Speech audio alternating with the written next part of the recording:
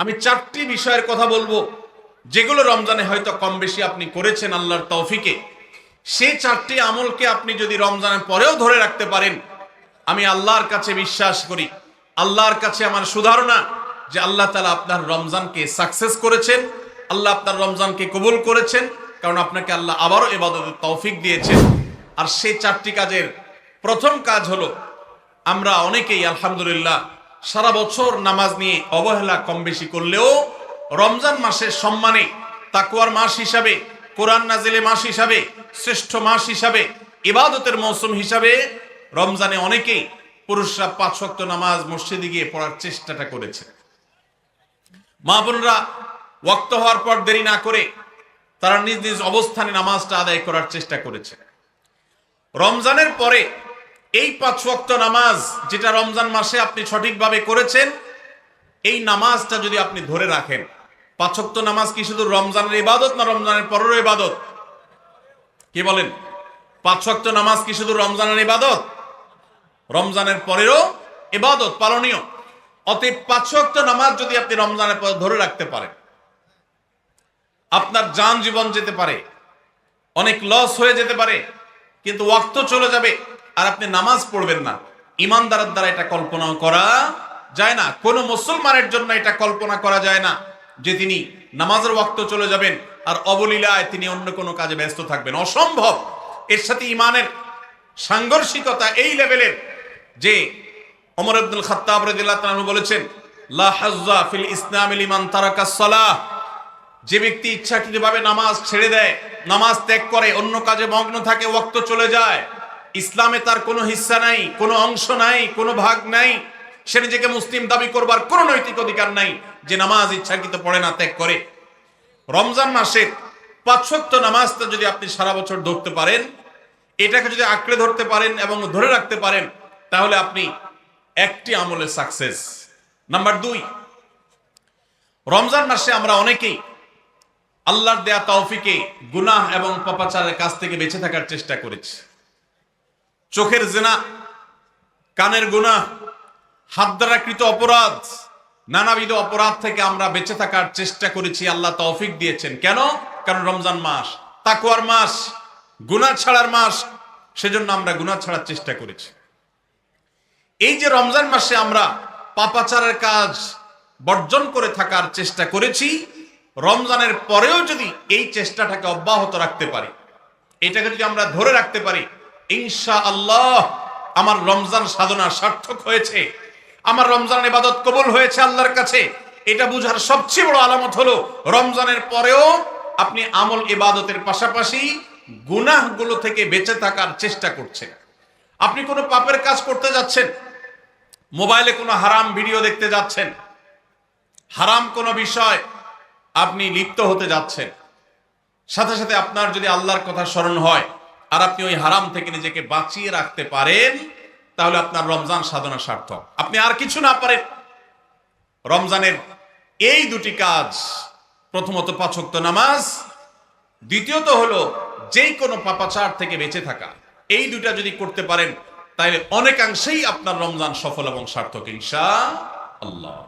প্রিয় ভাইরা আমার, আল্লাহ যেখানে বলেই দিয়েছেন ইন্নামা ইয়াতাকাব্বালুল্লাহু মিনাল মুত্তাকিন, আল্লাহ শুধু মুত্তাকিদেরটাই কবুল করেন। মুত্তাকি না হয়ে আল্লাহর কাছে কিছু উপস্থাপন করলে, পেশ করলে, দান দক্ষিণা করলে, কুরবানি করলে, নেক আমল করলে আল্লাহ সেটা কবুল করেন না, মুত্তাকিদেরটাই কবুল করেন। অতএব আপনি মুত্তাকি কিনা তার পরিচয় হবে, তার প্রমাণ হবে আপনি পাপাচার থেকে বাঁচার জন্য সংগ্রাম করছেন কিনা। আপনি যদি গুনাহ থেকে বাঁচার জন্য সংগ্রাম করেন, চেষ্টা করেন, সাধনা করেন, পরিশ্রম করেন, নিয়ত করেন, ইচ্ছা করেন এবং এর জন্য আপনি পদক্ষেপ গ্রহণ করেন, তাহলে তার মানে হলো আপনি মুত্তাকি। যত বেশি গুনাহ থেকে বাঁচার চেষ্টা করতে পেরেছেন, তত বড় মাপের মুত্তাকি। আর যত বড় মাপের মুত্তাকি, রমজানের ইবাদত তত বেশি আল্লাহর কাছে কবুল হয়েছে, সেই ধারণা আল্লাহর কাছে আমরা পোষণ করতে পারি ইনশাআল্লাহ। প্রিয় ভাইরা আমার, একজন সাহাবী নবী করিম সাল্লাল্লাহু আলাইহি সাল্লামকে জিজ্ঞাসা করেছেন, হে আল্লাহর রাসূল, কিভাবে আমি সবচেয়ে বড় ইবাদত গুজার হব, সবচেয়ে বড় আমলকারী কিভাবে হতে পারি? আমাদের কাছে বহু মানুষ কাগজ লিখে পাঠান, চিরকুট লিখে দেন যে হুজুর কোন আমলটা করলে বেশি সওয়াব হবে, আল্লাহ বেশি সন্তুষ্ট হবেন, আল্লাহর ইবাদত বেশি হবে কোন আমলটা করলে? প্রিয় ভাইরা আমার, নবী করিম সাল্লাল্লাহু আলাইহি সাল্লাম বলেছেন, ইত্তাকিল মাহারিমা তাকুন আবাদান নাস। তুমি হারাম কাজ থেকে বেঁচে থাকো, অবৈধ কাজ থেকে নিজেকে বিরত রাখো, গুনাহের ধারে কাছেও যেও না, পাপাচারের পথ মারিও না। তুমি সবচেয়ে বড় ইবাদত গুজার হবে, সবচেয়ে বড় নেক আমল হতে পারবে। অনেক বেশি নফল রোজা রাখে, অনেক বেশি দোয়া দুরূদ পড়ে, অনেক বেশি কোরআন তেলাওয়াত করে, অনেক বেশি নফল দান সাদেকা করে, অনেক বেশি নফল কাজ করে, এই লোক আল্লাহর খাতা বড় ইবাদত গুজার নয়। আমাদের স্মৃতিতে ইবাদত গুজার বলতে ভেসে ওঠে সারাক্ষণ নামাজেরই ব্রত থাকা মানুষের কথা। আমাদের স্মৃতিতে ভেসে ওঠে ইবাদত গুজার মানে হলো ঘন ঘন নফল রোজা রাখা ব্যক্তির ছবি। আমাদের স্মৃতিতে ইবাদত গুজার বলতে ভেসে ওঠে যে ব্যক্তি অনেক বেশি নফল আমল, জিকির, আজকার ইত্যাদিতে মাশগুল থাকে। অথচ নবীজি বলছেন, ইত্তাকিল মাহারিমা তাকুন আবাদান নাস। তুমি হারাম কাজ থেকে বেঁচে থাকো, সবচেয়ে বড় ইবাদত গুজার হতে পারবে, সবচেয়ে বড় নেক আমল হতে পারবে যদি তুমি হারাম কাজ থেকে বেঁচে থাকতে পারো।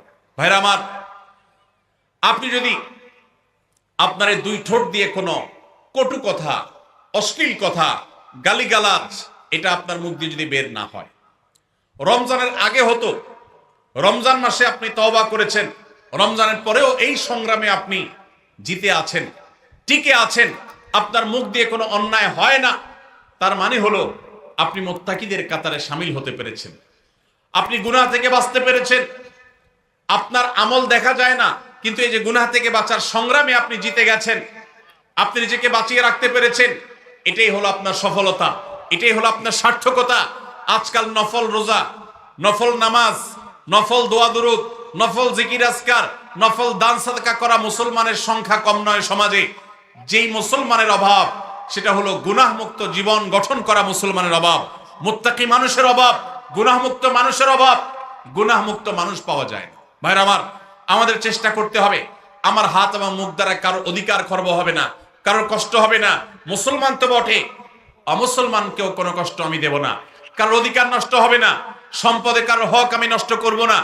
আমি ওয়াজ মাহফিল শুনলাম, দিন কি দিন শুনলাম, ঘন্টাকে ঘন্টা শুনলাম, শুনতে শুনতে আমি কেঁদে দিলাম।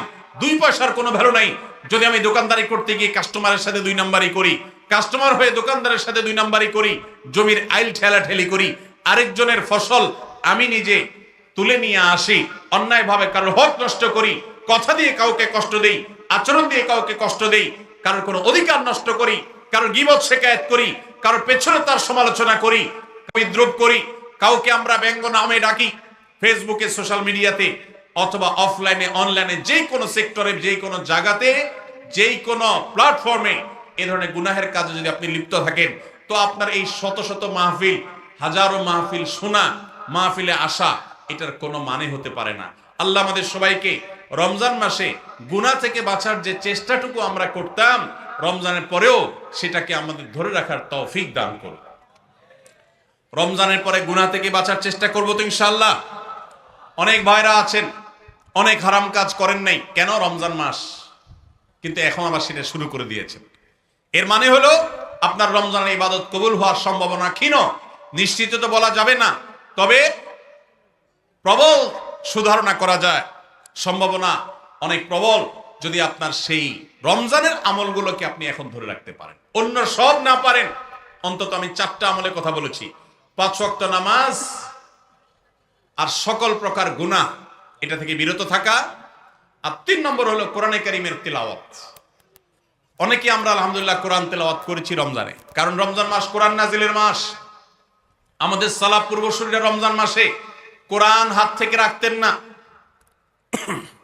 আমরা অনেকেই নিজে কোরআন খতম দিয়েছি, যারা খতম দিতে পারেন না একটু হলো তেলাওয়াত করেছেন, তারাবিতে হাফেজ সাহেবের কাছ থেকে তেলাওয়াত শুনেছেন, কোনো না কোনো ভাবে কোরআনের সান্নিধ্যে এসেছেন।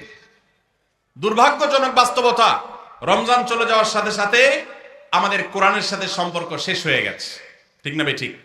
বহু মানুষ আছে কোরআন স্পর্শ করে না, দিনের ভিতরে 2-4 ঘন্টা, 5 ঘন্টা, 6 ঘন্টা সময় পর্যন্ত অনেকে সোশ্যাল মিডিয়াতে ডুবে থাকেন, মোবাইলে ডুবে থাকেন। সারাদিন কোরআনকে স্পর্শ করার জন্য 5টা মিনিট সময় বের হয় না, ঘন্টাকে ঘন্টা কোরআনের পরিবর্তে মোবাইল ফোনকে স্পর্শ করার সময় আমাদের হয়। মনে রাখবেন, আপনার রমজানের আমল ইবাদত সার্থক হবে, সফল হবে, কবুল হওয়ার সম্ভাবনা জোরালো হবে যদি রমজানে যে কোরআন আপনি প্রতিদিন 2-4 পারা তেলাওয়াত করেছেন, এখন 2-4 পারা না পারেন 2-4 পৃষ্ঠা হলেও পড়েন, কিন্তু আপনার দিনের একটা সময় অবশ্যই বরাদ্দ থাকা উচিত কোরআনের জন্য। আজ মুসলিম জাতির যে দুরবস্থা আমরা দেখতে পাচ্ছি, পৃথিবীর পূর্ব থেকে পশ্চিম, উত্তর থেকে দক্ষিণ, চতুর্পাশে আমরা যে হাহাকার দেখতে পাচ্ছি, লাঞ্ছনা দেখতে পাচ্ছি, অপমান দেখতে পাচ্ছি, পরাজয়ের গ্লানি দেখতে পাচ্ছি, মুসলমানদের দুরবস্থার অন্যতম প্রধান কারণ হলো আজ মুসলমান কোরআন থেকে দূরে সরে গেছে। নবী করিম সাল্লাল্লাহু আলাইহি সাল্লাম বলেছেন, ইন্নাল্লাহা ইয়ারফাউ বিহাদাল কিতাবি আকওয়ামা ওয়া ইয়াদাউ বিহি আখারিন। আল্লাহ রাব্বুল আলামিন এই কোরআনের মাধ্যমে বহু জাতির মর্যাদাকে আকাশে তুলবেন। আবার এই কোরআনের প্রতি অবহেলার কারণে, অবজ্ঞার কারণে, কোরআনকে ছেড়ে দেওয়ার কারণে, কোরআন থেকে দূরে থাকার কারণে, কোরআনকে পরিহার করবার কারণে বহু জাতিকে আল্লাহ তাআলা অপমানিত করবেন, অপদস্থ করবেন, তাদেরকে আকাশ থেকে পাতালে নামিয়ে ছাড়বেন। সেই দুর্ভাগ্যজনক বাস্তবতা আজ আমরা প্রত্যক্ষ করছি। মুসলমানের ঘরে কোরআন পড়ার কোনো অভ্যাস নেই, কোরআনের চর্চা নেই, কোরআনের আলোচনা নেই, কোরআনের আলোকে জীবন গড়বার কোনো পরিকল্পনা আমাদের মধ্যে নেই। এজন্য ভাইরা, রমজান মাসে যে কোরআনের সান্নিধ্যে আমরা ছিলাম, রমজানের পরে অল্প অল্প করে হোক প্রতিদিন আপনি কোরআন তেলাওয়ার চেষ্টা করেন। 1 পৃষ্ঠা 2 পৃষ্ঠা হলে তেলাওয়াত করার চেষ্টা করেন, অর্থ সহ বুঝে পড়ার চেষ্টা করেন। এটা যদি করতে পারেন, আপনার রমজান সাধনা সার্থক ইনশাআল্লাহ। চেষ্টা করব তো কোরআন তেলাওয়াত করার। আল্লাহ রাব্বুল আলামিন এই কোরআনকে এমন এক গাইড বুক করেছে। কোরআনের সবচেয়ে বড় মিরাকল হলো, কোরআনকে যে যত বেশি আঁকড়ে ধরতে পারবে, দুনিয়াতে আল্লাহ তাআলা তাকে তত বেশি সম্মানিত করবেন। ইসলামের ইতিহাসের সোনালী যুগের যারা স্বর্ণ মানব ছিলেন, সেই খুলাফায়ে রাশেদা, তাদের পরবর্তী যুগের যে সোনালী ইতিহাস ছিল, যখন বিশ্ব মুসলমানের পদতলে ছিল, মুসলমান যখন বিশ্বের সুপার পাওয়ার ছিল, গোটা বিশ্বে মানবতা তার সর্বোচ্চ শিখরে যখন আসীন হতে পেরেছে, মানবতা সবচেয়ে বেশি যখন প্রতিষ্ঠিত হয়েছে, যখন মুসলিম নয় শুধু অমুসলিমরাও সবচেয়ে সুখে শান্তিতে পৃথিবীতে বসবাস করতে পেরেছে, কারণ অধিকার খর্ব করা হয় নাই, অধিকার আদায়ের মতো আজকের পৃথিবীতে যে নাটক চলমান আছে, সেই নাটক তখন হয়নি।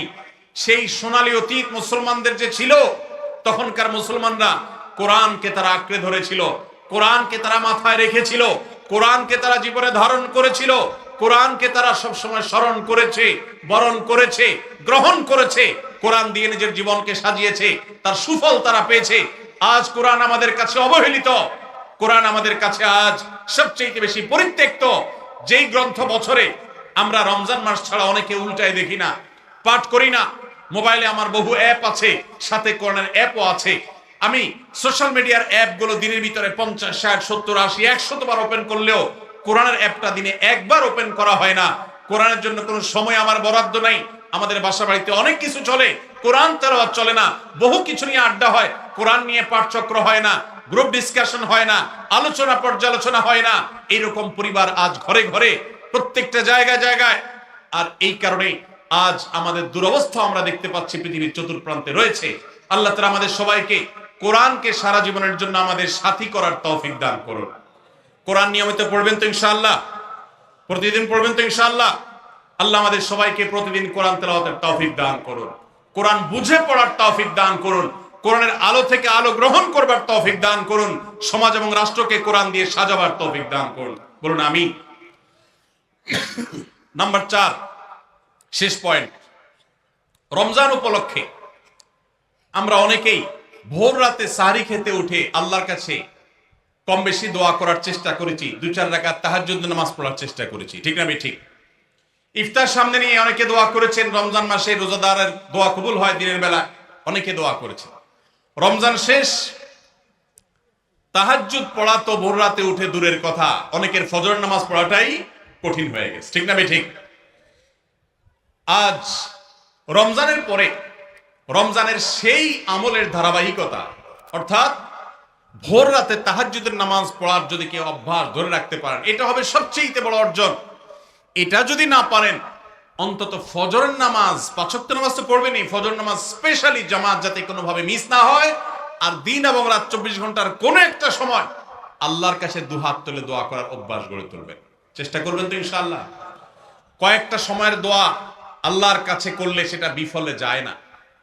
এর ভিতরে একটা হলো ভোর রাতের দোয়া, আরেকটা হলো 5 ওয়াক্ত নামাজের পরের দোয়া, আরেকটা দোয়া কবুলের সময় আছে শুক্রবারে। কোন সময় হাদিস এটা ফিক্স করা হয় নাই, তবে হাদিস বিশ্লেষকগণ অনেকেই বলেছেন সেই সময়টা হলো জুমার দিন আসরের পরের সময়। জুমার দিন আসরের পরে সূর্য ডুবার আগ পর্যন্ত আল্লাহর কাছে যদি দোয়ায় মাশগুল থাকেন, বাসা বাড়িতে আছেন, কর্মস্থলে আছেন, রাস্তাঘাটে আছেন, যেখানে যে অবস্থায় আছেন, জুমার দিন শুক্রবার বাদ আসর সূর্য ডুবার আগ পর্যন্ত দোয়া কবুলের মোক্ষম একটা সময়, অসাধ্য সাধন করবার সময়, একেবারে অসম্ভবকে সম্ভব করার সময়, আল্লাহর কাছ থেকে সবকিছু নিজের করার সময়। এই জন্য এই সময়গুলো আমরা মিস করব না। তো রমজান মাসের দোয়ার অভ্যাসটা যদি রমজানের পরে আপনি ধরে রাখতে পারেন, ব্যাস এনাফ। 5 ওয়াক্ত নামাজ, সকল প্রকার হারাম পাপাচার বর্জন, কোরআনে কারীমের তেলাওয়াত অল্প অল্প করে হলেও প্রতিদিন একটা সময় ফিক্স করে যে এই সময় কোরআন তেলাওয়াত ছাড়া কিছু করব না। ঘুম থেকে উঠে প্রথম কাজ হবে ওযু করে আমি কোরআন তেলাওয়াত করব, ফজর নামাজের পরে একটু পড়ব। আর 4 নম্বর হলো দিন এবং রাতের কোন একটা সময় আল্লাহর কাছে দোয়া করার অভ্যাস করব।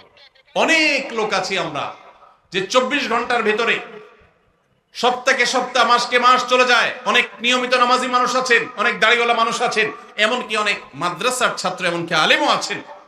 মাসকে মাস চলে যায়, আল্লাহর কাছে হাত তুলে একটু চোখের পানি ফেলে শেষ কবে দোয়া করেছি বলতে পারবো না। এর চাইতে বড় হতভাগা আর কেউ হতে পারে না। এই জন্য রমজান মাসের দোয়ার আমলটা, রমজানে হয়তো আপনি দিনে 4 বার 5 বার করেছেন, রমজানের পরে একবার করেন। রমজানে হয়তো 10 মিনিট 15 মিনিট 20 মিনিট ধরে দোয়া করেছেন, রমজানের পরে অন্তত 2 মিনিট ধরে দোয়া করেন।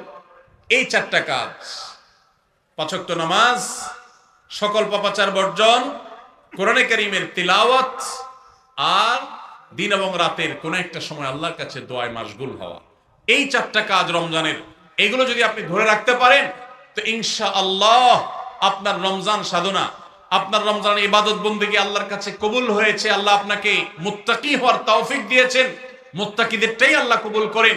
অতএব আপনার রমজান ইবাদত এবং সাধনা কবুল হয়েছে, সার্থক হয়েছে, সেই সুধারণা আপনি পোষণ করতে পারেন। সবাই চেষ্টা করবো তো ইনশাআল্লাহ।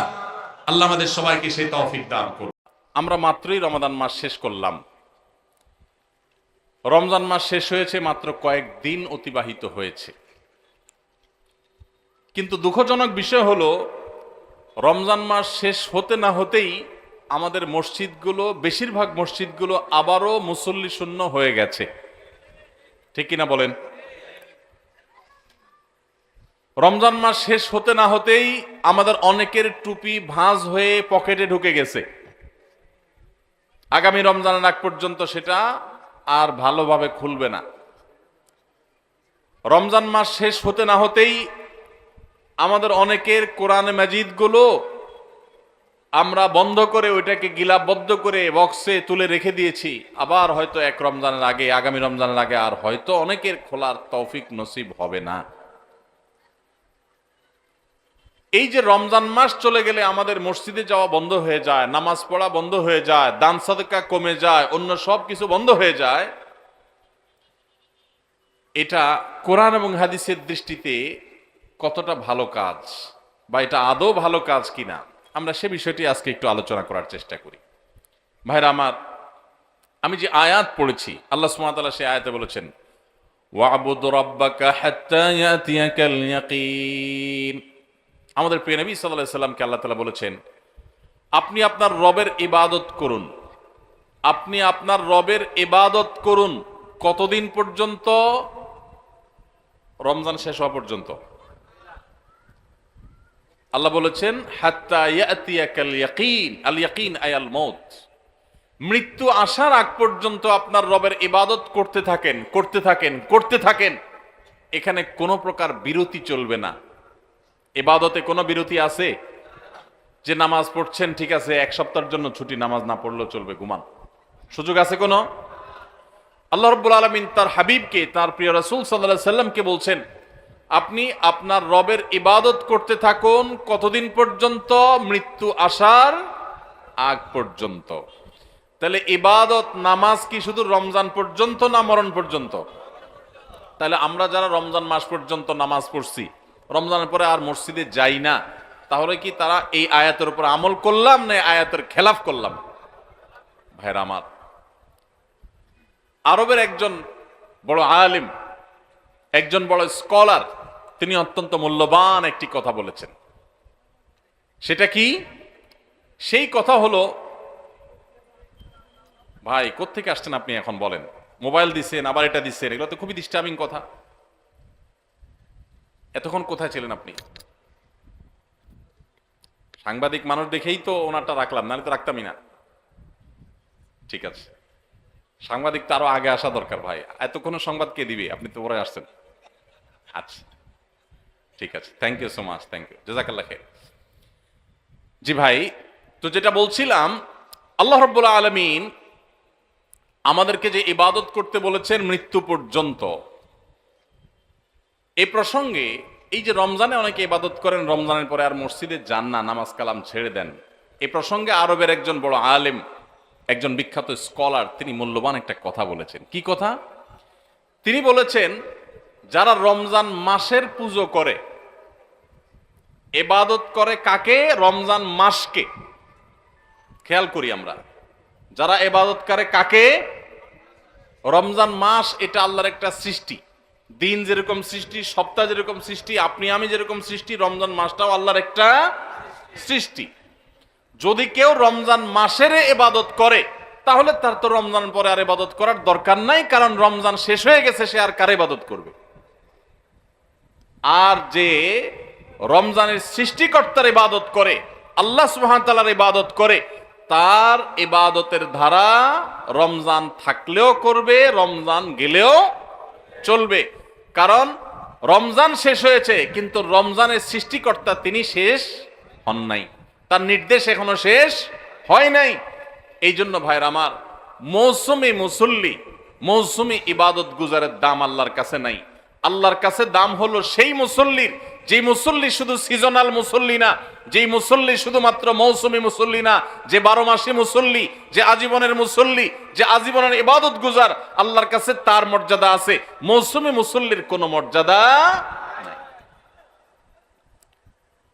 এই যে চেয়ারম্যান সাহেব আছেন এখানে, ওনাকে দিয়েই শুরু করি আজকে এক্সাম্পল। চেয়ারম্যান সাহেবের যারা সমর্থক, নির্বাচনের সময় যারা তার পক্ষে কাজ করেন, এই কর্মী সমর্থকদের মধ্যে দুই কিসিমের মানুষ আছে। কিছু মানুষ আছে দেখবেন, নির্বাচনের সময়, কাজের সময়, 12 মাস অন্যান্য সময় তাদের খোঁজ খবর নাই। সরকারি রিলিফ টিলিফ আসলে দেখবেন যে তারা চেয়ারম্যান সাহেবের অফিসের আশেপাশে গুড়গুড় করে, আছে না নাই? উদ্দেশ্য কিছু নিয়ে একটু পায়। কাজের সময় কিন্তু তারা চেয়ারম্যান সাহেব পায় না। আবার অনেকে আছে যে সব সময় সে যে কোনো ভালো কাজে, দরকারি কাজে সে সবার আগে থাকে, সামনে থাকে। এই লোকটা যে সব সময় সামনে থাকে, সব সময় কাজে থাকে, চাইলেও করে না চাইলেও করে, রিলিফের মধ্যে যদি তার জন্য ন্যায্য কোনো হক পাওনা থাকে, তো চেয়ারম্যান সাহেবের কাছে না চাইলেও তার জন্য রেখে দিবে, ঠিক না ঠিক? আর যদি ধান্দাবাজি করে শুধুমাত্র যে কখন চান্সে কি আদায় করণ যায়, তো এইরকম লোকরে কোন ভালো মানুষ, কোন দায়িত্বশীল মানুষ তারকে চান্স পাইতে চাইলেও সে চান্সে তাকে কিছু নেওয়ার সুযোগ দিবে। ঠিক একইভাবে আপনি রমজান মাস আসছে তখন ইবাদত করছেন, শবে বরাত আসছে তখন ইবাদত করছেন, আর 12 মাস ইবাদত বন্দি করে কোনো খোঁজ খবর রাখেন নাই, আপনি আল্লাহর খাঁটি বান্দা হতে পারবেন না। আল্লাহর খাঁটি বান্দা হতে হলে শুধু রমজানে ইবাদত করলে চলবে না ভাই আমার। আমাদের দেশে বেশিরভাগ মুসলমান আমরা মৌসুমি মুসল্লি। মৌসুমি মুসল্লির জন্য জান্নাত তৈরি হয় নাই ভাই। জান্নাত আল্লাহ সুবহানাহু ওয়া তাআলা সৃষ্টি করেছেন আজীবনের মুসল্লির জন্য, আজীবনের ইবাদত গুজার মানুষের জন্য। মসজিদে আপনি মুসলমান, বাজারে আপনি বেঈমান। মসজিদে আপনি মুসলমান, দোকানে আপনি বেঈমান। মসজিদে আপনি মুসলমান, আপনার বিবির সাথে, স্ত্রীর সাথে, ফ্যামিলির সাথে, পরিবার সদস্যদের সাথে আপনি মুনাফিকের মতো, ফাসিকের মতো, বেঈমানের মতো, খারাপ মানুষের মতো আচরণ করেন, আপনি খাঁটি মুসলমান না। মুসলমান সে যে মসজিদেও মুসলমান, বাজারেও মুসলমান, দোকানেও মুসলমান, অফিসেও মুসলমান, কাজের ক্ষেত্রে মুসলমান, ফ্যামিলিতে মুসলমান, রাস্তাঘাটে মুসলমান, বাসে যখন যায় মুসলমান, সবার সাথে লেনদেন কাজ কারবারে মুসলমান, কথাবার্তায় মুসলমান, কেনা বেচায় মুসলমান, বাকি নিলে মুসলমানের পরিচয় দেয়, আবার হাওলাত নিলে মুসলমানের পরিচয় দেয়, কাজ কারবারে আচার আচরণ সব ক্ষেত্রে মুসলমানের পরিচয় দেয়। রমজানে মুসলমান থাকে, রমজানের পরেও মুসলমান থাকে, শবে-বরাতে মুসলমান হয়, শবে-বরাতের পরেও মুসলমান হয়, আগেও মুসলমান থাকে।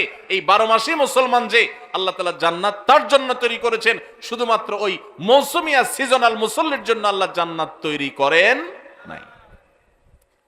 প্রিয় নবী সাল্লাল্লাহু আলাইহি সাল্লামের একটা হাদিস আমি পড়েছি, তার হাদিসের ভাষ্য হলো আহাব্বুল আ'মালি ইলাল্লাহি আদওয়ামুহা ওয়া ইন ক্বাল।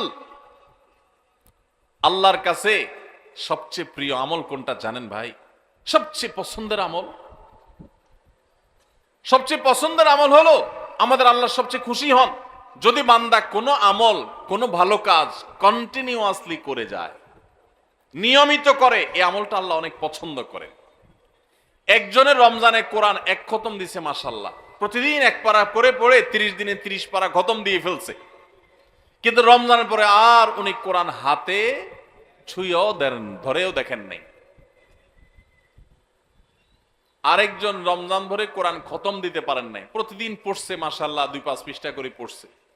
রমজানের পরেও সে কোরআন পড়ছে, হয়তো রমজানের মতো এত বেশি পড়তে পারে নাই, রমজান ইবাদতের মাস হিসাবে একটু বেশি পড়বে, এটাই স্বাভাবিক।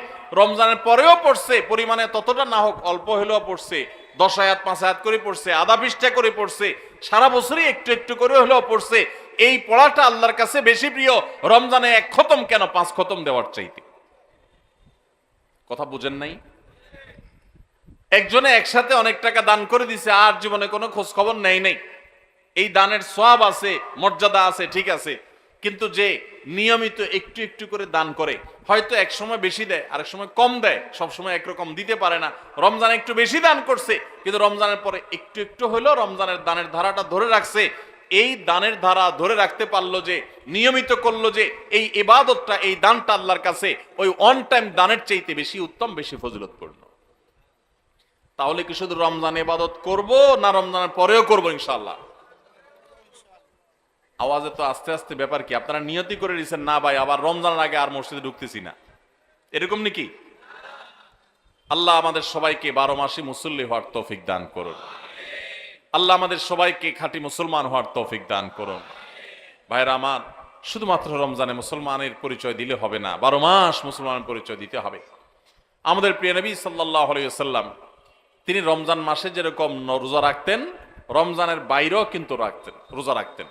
আমরা রোজা বলতে শুধু রমজান মাস বুঝি, রমজান মাসের বাইরে রোজা আছে না নাই?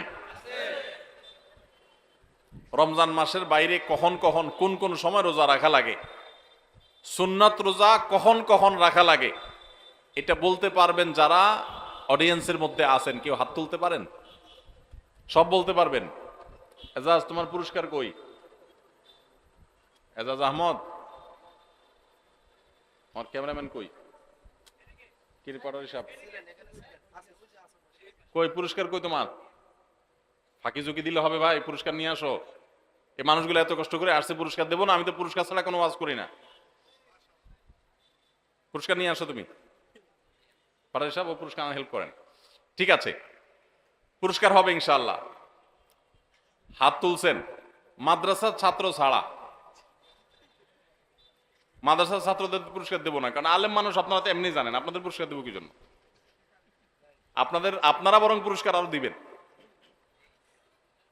ভাই কি মাদ্রাসা পড়েন? কিসে পড়েন?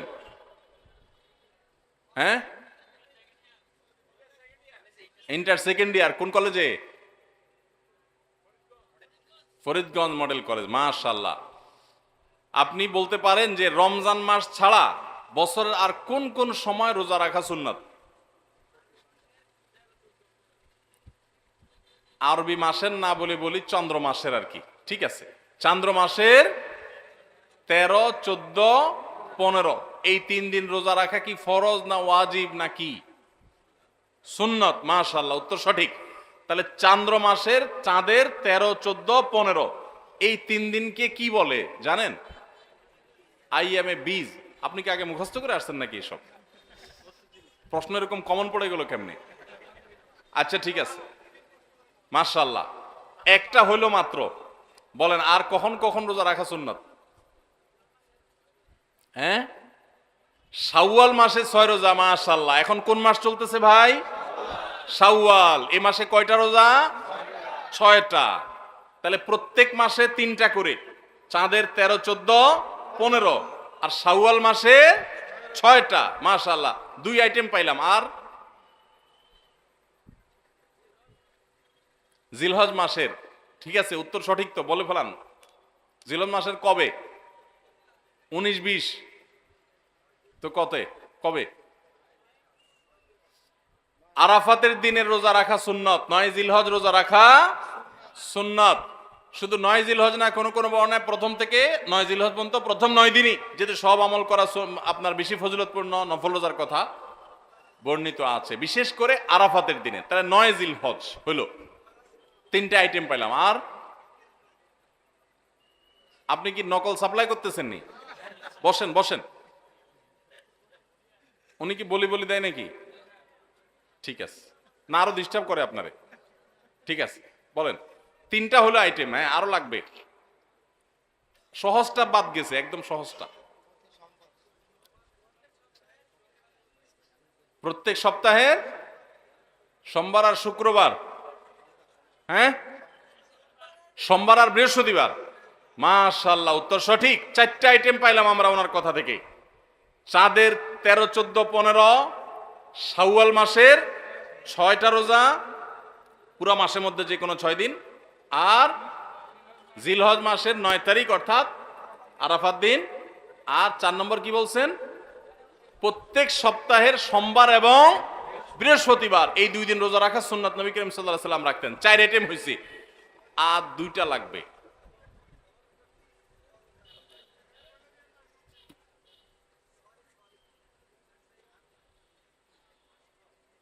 আপনারা তো বহিষ্কার করতে হবে। হ্যাঁ বলেন ভাই, আপনি বলেন।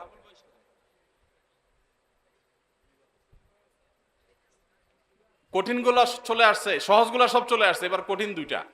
আচ্ছা ভাই তো 4টা বলছে, আলহামদুলিল্লাহ, যথেষ্ট। 4টা পুরস্কার আপনি পেয়ে গেছেন ইনশাআল্লাহ। বাকি আরো 2টা যোগ করতে পারবে যে, সেও পুরস্কার পাবে। সে কে আছে? এই 4টা বাদে যে 4টা বলছে এগুলো আর দরকার নেই। দাঁড়ান, বলেন। হ্যাঁ, আশুর আর সিয়াম, উত্তর সঠিক। আশুরা মানে হলো মুহররমের কয় তারিখ? 10 তারিখ। মুহররমের 10 তারিখের রোজা কয়টা? 1টা না 5টা?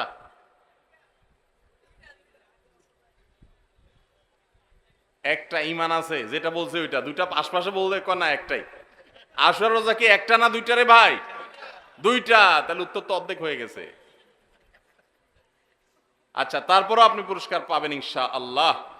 বলেন আর কে আছে উত্তর সঠিক উত্তর দিতে পারবে? হ্যাঁ, ওই যে কালো পাঞ্জাবি আলা, বলেন। হ্যাঁ, শাবান মাসে কয়টা?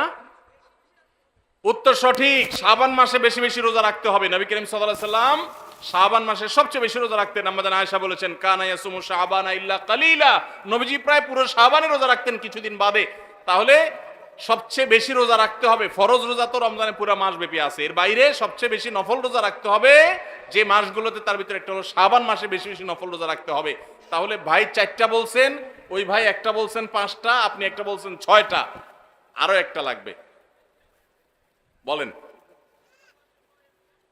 আপনি কোন মাদ্রাসা শিক্ষক? হ্যাঁ, কলেজের স্টুডেন্ট। মুহররম মাসে বেশি বেশি নফল রোজা রাখতে হবে। মাশাআল্লাহ, কারণ হাদিসে আসছে আহাব্বুস সিয়ামি ইলাল্লাহি আহাব্বুস সিয়ামি আহাব্বুস শাহরি ইলাল্লাহি আহাব্বুস সিয়ামি ইলাল্লাহি শাহরুল বা'দা রমাদান শাহরুল্লাহিল মুহররম। রমজানের পরে, হাদিসের ভাষাটা এরকম, রমজানের পরে নফল রোজার জন্য সবচেয়ে আদর্শ মাস মুহররম মাস। আর নবী সাল্লাল্লাহু আলাইহি সাল্লাম শাবানেও বেশি বেশি রোজা রাখতেন।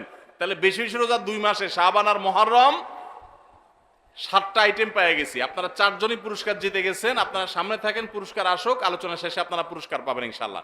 কাছাকাছি থাকেন, আপনাদেরকে স্টেজে এনে পুরস্কার দেওয়া হবে ইনশাআল্লাহ। মাশাআল্লাহ, খুব খুশি হলাম, হাজীগঞ্জের মানুষ এত সুন্নত সম্পর্কে জানেন, খুবই ভালো লাগলো মাশাআল্লাহ। আল্লাহ তাআলা হাজীগঞ্জের ভাইদেরকে কোরআন হাদিসের জন্য কবুল করুন, ইসলামের জন্য আল্লাহ তাআলা কবুল করুন। আল্লাহ এই যুবকদেরকে সাহাবীদের মতো যুবক হওয়ার তৌফিক দান করুন, আসহাবে কাহাফের মতো যুবক হওয়ার তৌফিক দান করুন। আল্লাহ তাআলা তাদেরকে ইউসুফ আলাইহিস সালামের মতো সচ্চরিত্রবান হওয়ার তৌফিক দান করুন, দৃঢ়চেতা মুসলমান হওয়ার তৌফিক দান করুন। ভাইরা আমার, তাহলে রোজা শুধুমাত্র আমরা রমজান মাসে অনেকে রাখি, অথচ রমজানের পরে আমরা কত আইটেমের রোজা জানলাম আজকে?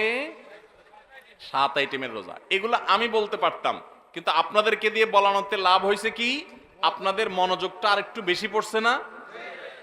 যে মৌলভী সাহেব তো ওয়াজ করবেই, এই বেচারা সব তো মিস্টার সাহেব, এরা তো মৌলভী সাহেব না। মিস্টার সাহেবরাও মাশাআল্লাহ সুন্নত রোজাগুলো জানে। আমার খুব ভালো লাগে যখন দেখি আমাদের কলেজের বন্ধুরা, আমাদের ইউনিভার্সিটি স্টুডেন্টরা, আমাদের সাধারণ শিক্ষিত ভাইয়েরা, তারা নফল রোজাগুলো রাখে, সুন্নত রোজাগুলো খুঁজে খুঁজে রাখে। আমার দিলটা ভরে যায়। এবং আমি মনে করি যারা মাদ্রাসার ছাত্র আছে, যারা এই রোজাগুলো রাখতে পারেন না, মাদ্রাসার ছাত্রও রাখেন, আলেমুল আমার তো রাখেনি আলহামদুলিল্লাহ, যারা রাখতে পারেন না তাদের জন্য একটা প্রেরণা যে তারা সাধারণ শিক্ষিত মানুষ হয়ে নবীজির সুন্নতগুলো খুঁটে খুঁটে আমল করে, তাহলে আমাদের আরো কত বেশি রাখা দরকার। আমরা সবাই চেষ্টা করবো না ইনশাআল্লাহ?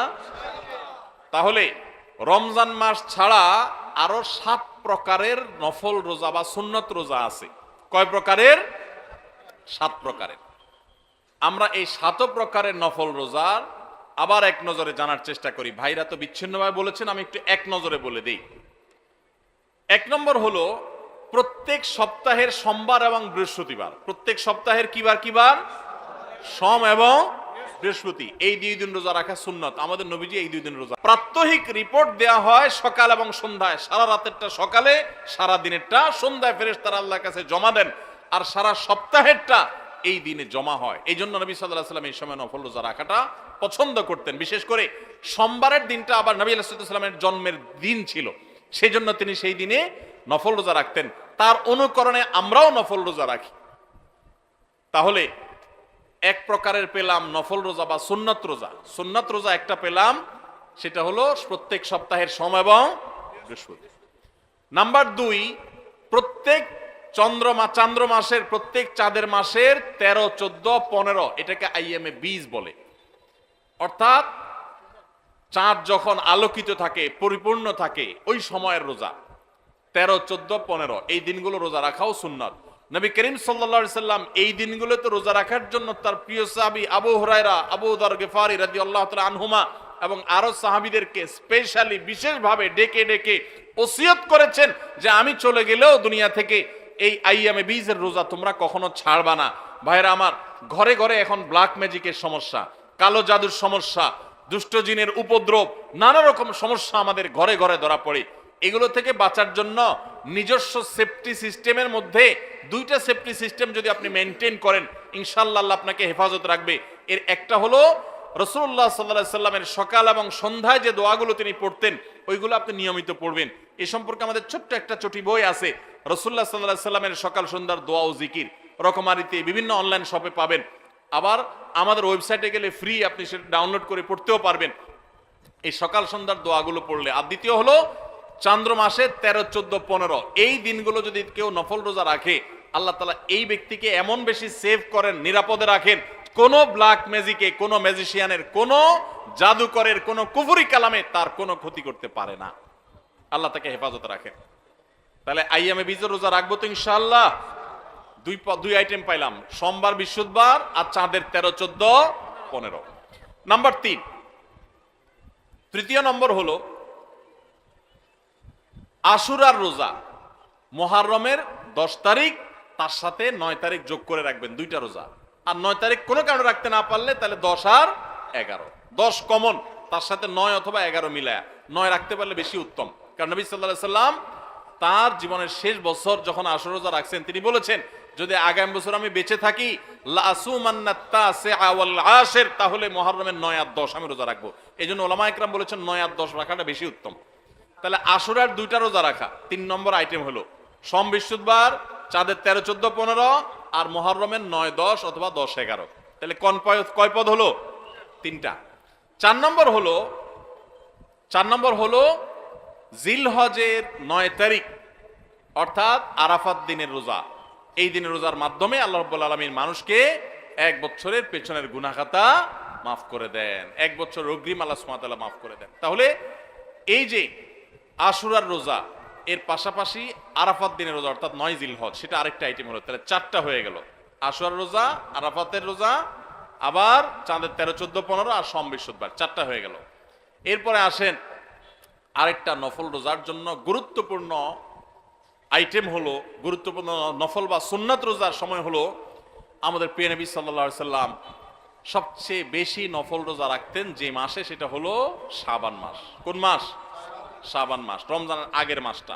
তাহলে সে মাসে আমরা বেশি বেশি নফল রোজা রাখবো। কয় নম্বর হলো? 5 নম্বর। 6 নম্বর হলো মুহররম মাসেও নবী সাল্লাল্লাহু আলাইহি সাল্লাম বেশি বেশি নফল রোজা রাখতেন। হিজরি বর্ষের প্রথম মাস মুহররম, 6 নম্বর হলো। আর 7 নম্বর হলো যেই মাসটা এখন চলছে শাওয়াল মাস, এই শাওয়াল মাসে কয়টা রোজা রাখা সুন্নত? 6টা রোজা। তাহলে মোট 7 পদ পাইলাম আমরা। সোমবার, বৃহস্পতিবার, চাঁদের 13, 14, 15, মুহররমের 10 এবং 10-এর সাথে মিলায়া 9 অথবা 11, 2টা রোজা। আরাফাতের দিন অর্থাৎ জিলহজের 9 তারিখের রোজা, 4টা গেল নি। আর শাবান মাসে বেশি বেশি রোজা, মুহররম মাসে বেশি বেশি রোজা, কয়টা হলো? 6টা। আর 7 নম্বর হলো শাওয়ালের 6টা রোজা। এই নফল রোজাগুলো, সুন্নত রোজাগুলো রাখবো তো ইনশাআল্লাহ। এখন আর রোজা রাখার ব্যাপারে বেশি ওয়াজ না করলেও চলে। ওয়াজ ছাড়াই মানুষ রাখে। কেন রাখে? কারণ ডাক্তাররা আজকাল আমাদেরকে ফজিলত শুনাই দিছে যে সুস্থ থাকতে হলে রোজা রাখার কোনো বিকল্প নাই।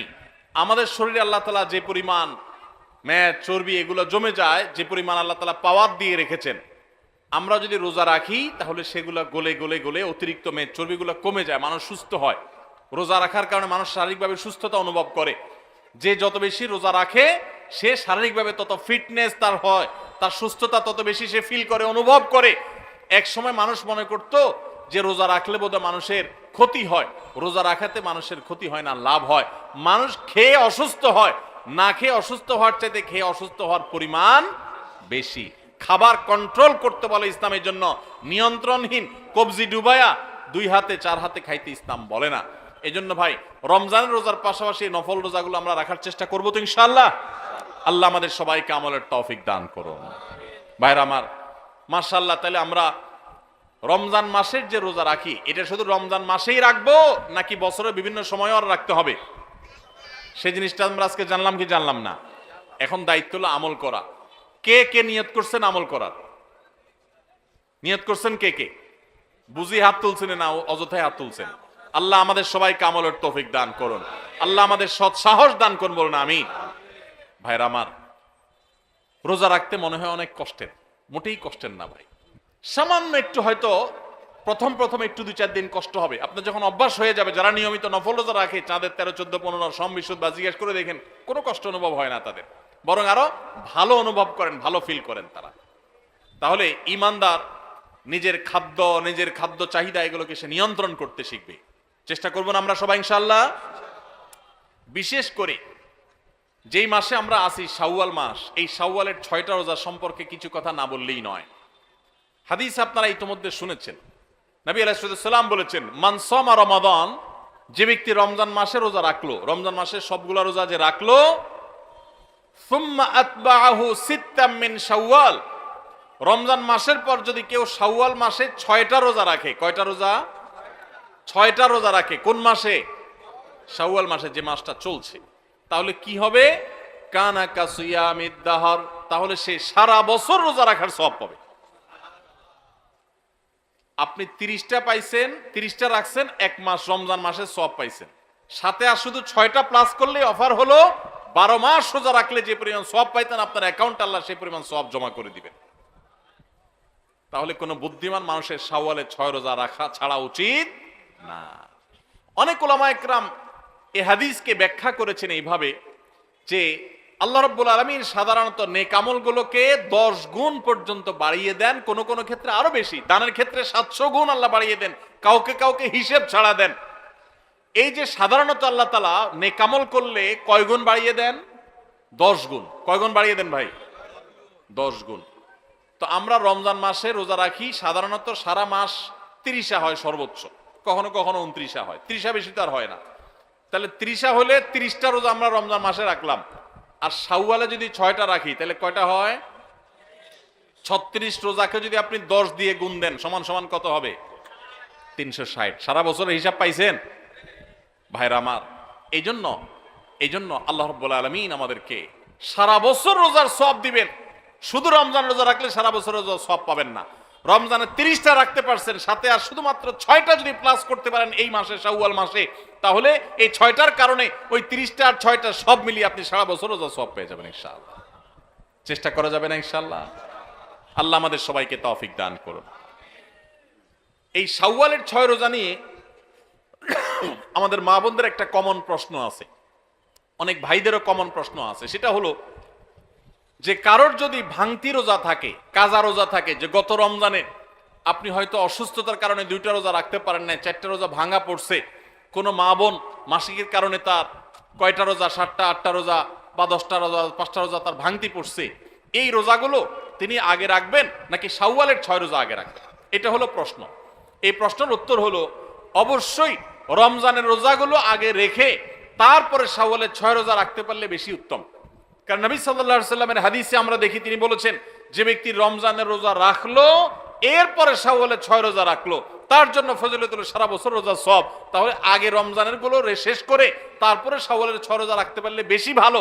কিন্তু যদি কোনো মা বোন বা কোনো ভাই তার মনে হয় যে না, ভাঙতি রোজাগুলো রেখে তারপরে আবার শাওয়ালের 6 রোজা রাখা আমার জন্য কঠিন হবে, গড়ে 10-15টা রোজা রাখতে এক মাসে আমার জন্য চাপ হয়ে যাবে, তাহলে যে কোনো একটা অপশন যদি বেছে নিতে হয়, তাহলে আমি বলবো অবশ্যই আপনি শাওয়ালের 6 রোজা, যেহেতু শাওয়ালের পরে আর প্রযোজ্য হবে না, এর সব শাওয়ালের পরে আর পাবেন না, এজন্য শাওয়ালের গুলো আগে রেখে ফেলেন এবং কাজাগুলো যদি পরে রাখেন, ইনশাআল্লাহ আপনি পরিপূর্ণ সওয়াব পেয়ে যাবেন। তবে আগে যদি রমজানগুলো শেষ করতে পারেন সেটা বেশি উত্তম, সেটা বলাই বাহুল্য। তাহলে শাওয়ালের 6টা রোজা রাখার চেষ্টা করবো তো ইনশাআল্লাহ। এই শাওয়ালের 6টা রোজার জন্য আবার কোনো কোনো ক্ষেত্রে ডাবল অফার আছে। একটু বুদ্ধিশুদ্ধি থাকলে দেখবেন যে আপনি অনেক অল্প আমল করেও আল্লাহ তাআলার কাছে অনেক বিপুল পরিমাণ সওয়াব পেয়েছেন, সে সুযোগ আছে। যেমন এই শাওয়াল মাসেরও চাঁদের ওই যে 13, 14, 15 3টা দিন আছে না রোজা রাখা সুন্নাত, ওই দিনগুলো রোজা রাখেন, পাশাপাশি আপনি শাওয়ালের 6 রোজারও নিয়ত করেন, অর্থাৎ একসাথে ডাবল নিয়ত করেন, ইনশাআল্লাহ সেটা আদায় হয়ে যাবে। তাহলে ডাবল নিয়ত হয়ে গেল।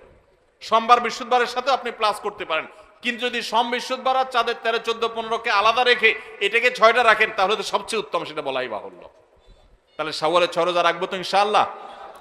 আপনার যেদিন সুবিধা হয় সেদিন রাখেন, এক নাগাড়ে রাখা জরুরি না। শাওয়ালের 6 রোজা রাখা এটা নিয়ম হলো সারা মাসের ভিতর রাখলেই হবে, শাওয়াল মাস শেষ আর হবে না, শাওয়ালের ভিতরে 6টা রোজা রাখে শেষ করতে হবে। এই জন্য আপনি ধারাবাহিক টানা রাখতে হবে এমন কোনো কথা নাই। আপনি আজকে একটা রাখেন, আবার 5 দিন গ্যাপ দিয়ে একটা রাখেন, আপনার একটু কাজের চাপ যেদিন কম সেদিন রাখেন, আপনার যেদিন সুবিধা হয় সেদিন রাখেন, বদ্ধের দিন ধরে ধরে ধরে রাখেন, তাহলে আপনি যে কোনোভাবে 6টা রোজা রাখলেই হবে। সবাই চেষ্টা করবো না ইনশাআল্লাহ?